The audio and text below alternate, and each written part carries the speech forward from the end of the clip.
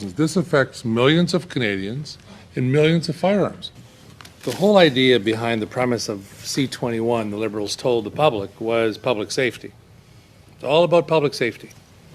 And when the bill was debated on second reading, to first come to this committee, nowhere did the government have this in any of their conversations. They tried to assure Canadians now for a number of years that their attack on firearms and firearm owners in this country was legitimate and it's only for public safety, which we've all seen and clearly see it's got nothing to do with public safety. And to go back to the point I made earlier, this particular bill, when debated in the House, included none of this. None of this. So, it's brought in at the 11th hour to because the Liberals knew that if this was to be debated in the Canadian public, which this impacts, it would be shot down, and witnesses would come by the dozens that would speak against it. Now, I would challenge Ms. Dancho's comment. This doesn't affect hundreds of thousands. This affects millions of Canadians and millions of firearms. There are millions of Canadians who hunt and sport shoot. And so what I'd like to do for some time is to go to our legislators here in the room and ask some questions. So can you tell me the intent behind, and I'll start with G. G4, item G here, it's mentioned under 1.2G, a firearm that is a rifle or a shotgun that is capable of discharging centerfire ammunition in a semi-automatic manner that is designed to accept a detachable cartridge magazine with a capacity greater than 5 cartridges of the type for which the firearm was originally designed. Okay, so as I read that, growing up with firearms, I say many firearms who are semi-automatic can accept magazines that are different than the five-round mags. We know that anything above this in this category is a prohibited device. You can't have a magazine in this category that you're talking about with a magazine greater than 5. So, but are firearms, by their simple design, can a magazine be available that could be brought in that has more than 5? Sure. And does it fit that firearm? Sure it does. That's already a prohibited device, as listed into the code already. So why this is there shows me only one thing. Any firearm that is capable of receiving a magazine greater than 5 rounds is now going to be a prohibited device. And please tell me that isn't so. And if the language that you've written here is wrong, then let's change it. Ms. Clark. You're correct in how you have interpreted the wording of the description that would be added to the definition of. Right. So in essence, then the Liberals government has tried to backdoor this, and this is not a reflection of you. They've asked you to do something, but they've backdoored something they've said all along, and that is that we are never going to go after the industry, the hunters and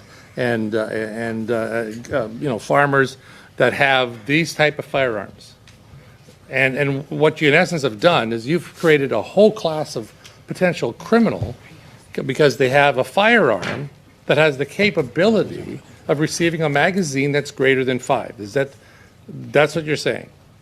So that by G now we have now created an administrative offense for a gun that's been in existence for decades and decades and decades that has no history of public safety issues, and now we've made millions of Canadians criminals because they now have a firearm.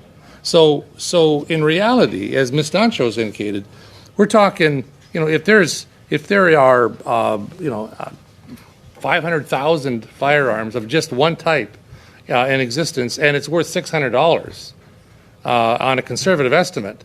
Like we're talking conservatively, small c, billions of dollars just on this alone. And I don't understand, first of all, your ruling, Chair, on how this fits with anything. It's like you've got some direction that you've got to try and push this through no matter what. And I tell you, this is absolutely wrong. So this not only affects the firearms that exist now, but it exists any variants that might come out in the future, like the Order in Council did in May of 2020. Like we had a few firearms on that list, and then as the days and weeks and months went on, the Firearms Center have just added more and more and more and more firearms. And now in this act, we see again hundreds and hundreds of firearms added here that make absolutely no sense. I mean, we have to keep going back and remind ourselves, this is about public safety. It's about public safety. That's what C-21, the Liberals tell us it's supposed to be all about. Please tell me, show me the evidence. Mr. Chang brought this motion forward, and I respect his service, and I have 35 years in policing as well.